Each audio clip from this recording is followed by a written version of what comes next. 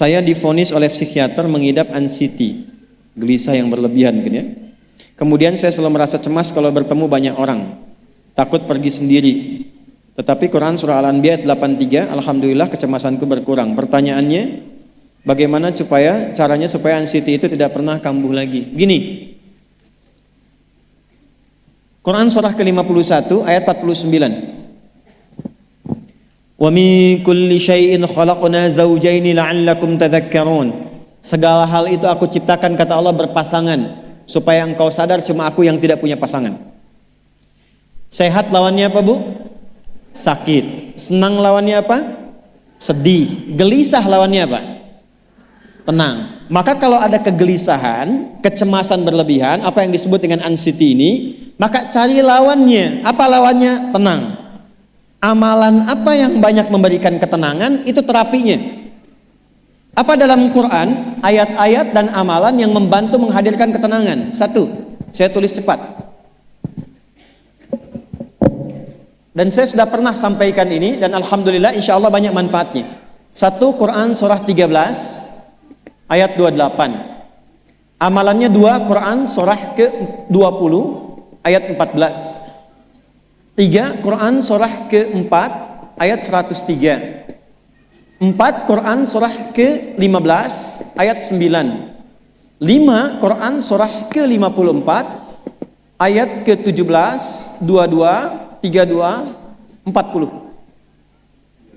Ini untuk anxiety atau kecemasan berlebihan.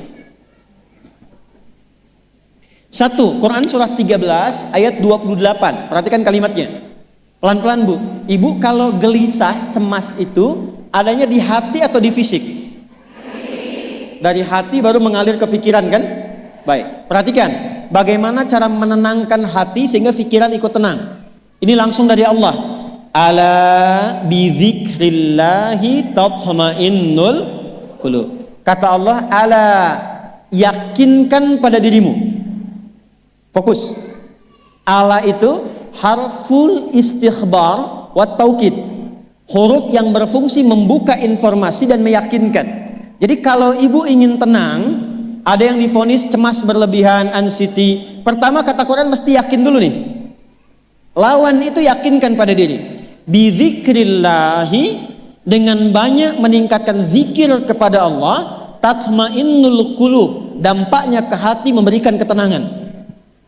Jadi rumus cepat menghilangkan kegelisahan, obat yang pertama kata Al-Quran, zikrullah.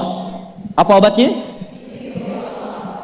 Amalan zikrullah ada 4. Amalan zikrullah ada 4. 1,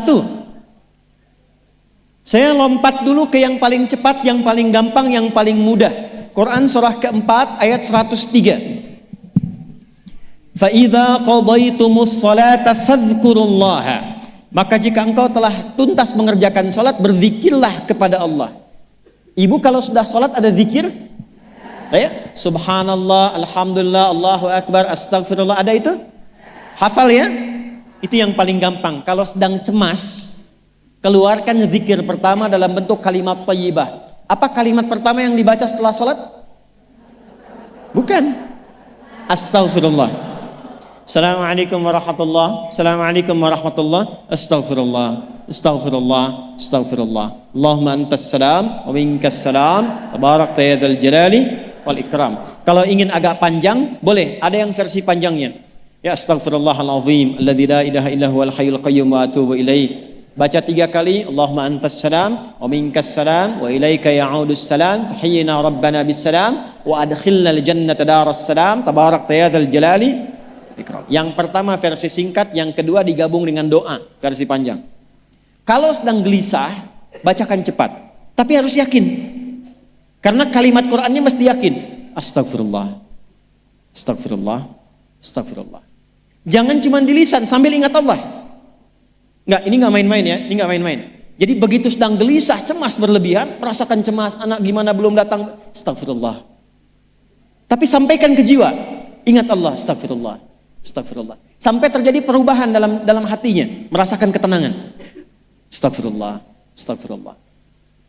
Kalau itu belum tuntas, ambil wudu. Amalkan yang kedua, Quran surah ke-15 ayat yang ke-9. Inna nahnu nazzalna dzikra wa inna lahu lahafidhun. Dengan keagunganku aku turunkan Al-Quran itu sebagai zikir. Nah, Quran disebut oleh Allah sebagai zikir. Di antara fungsinya memberikan ketenangan pada jiwa.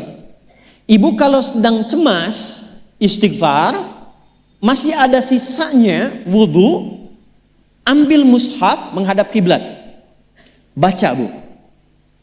Apa yang terjadi? Nanti akan terjadi Quran surah ke-8 ayat kedua. Saya belum tuliskan karena ini detailnya.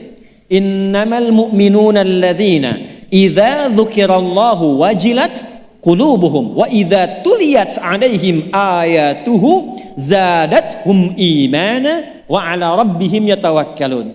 Sepanjang ada insan beriman, kata Allah, dia dibacakan kepadanya Quran atau bahkan dia membaca sendiri, akan ada getaran pada jiwanya, meningkat imannya, tersambung hubungannya dengan Allah. Yang paling dahsyat, ibu ambil wudu, buka mushaf, baru dibuka mushafnya, kok tiba-tiba ayatnya sesuai dengan apa yang kita rasakan. Kadang terjadi begitu. Lu tiba-tiba ibu baca aja ibu baca. Tapi bacanya bukan cuma di lisan, sambungkan lisan dengan kolbu. Kalau tahu, cari surat-surat yang sesuai dengan kebutuhan.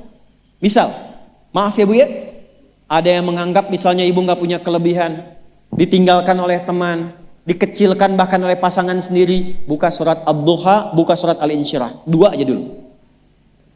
Baca dengan tulus, mengalir ke hati.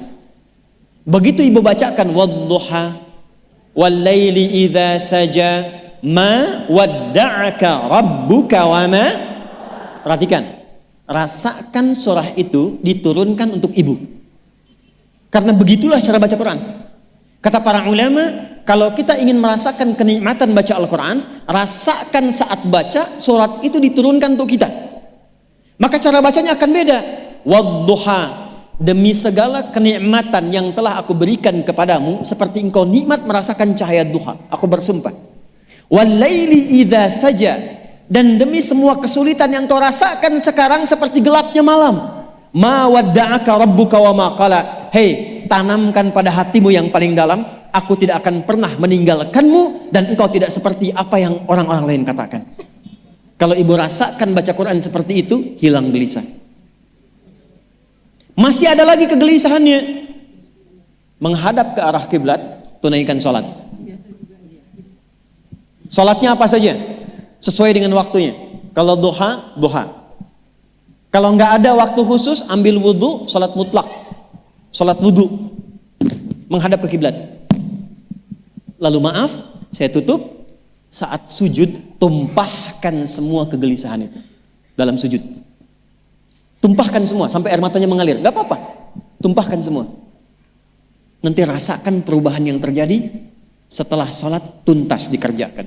Karena sholat mengumpulkan semua jenis zikir ini. Istighfar ada dalam sholat? Ada.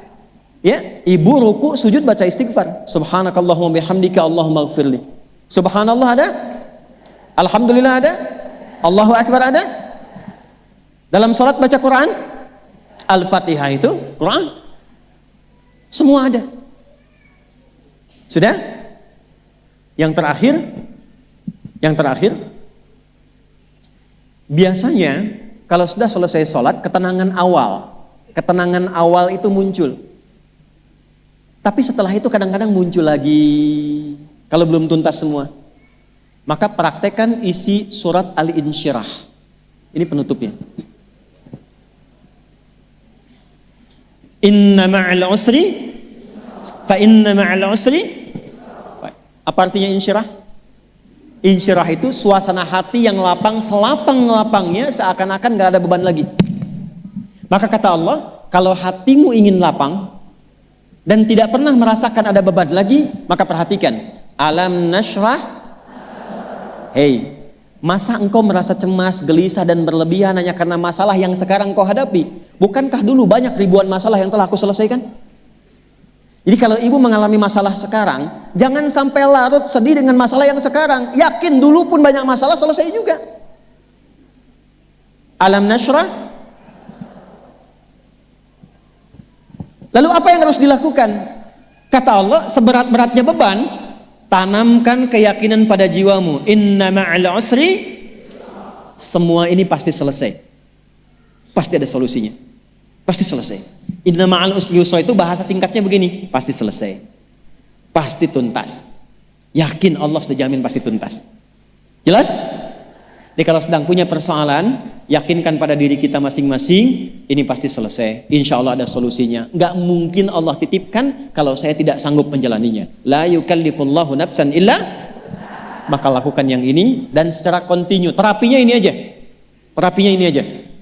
Gelisah lagi, zikir lagi. Gelisah lagi, buka Quran. Sampai itu hilang, tapi itu tidak akan pernah hilang kalau ibu nggak yakin bisa mengatasinya. Karena itu hurufnya dibuka dengan ala, yakinkan, itu hilang. Jelas?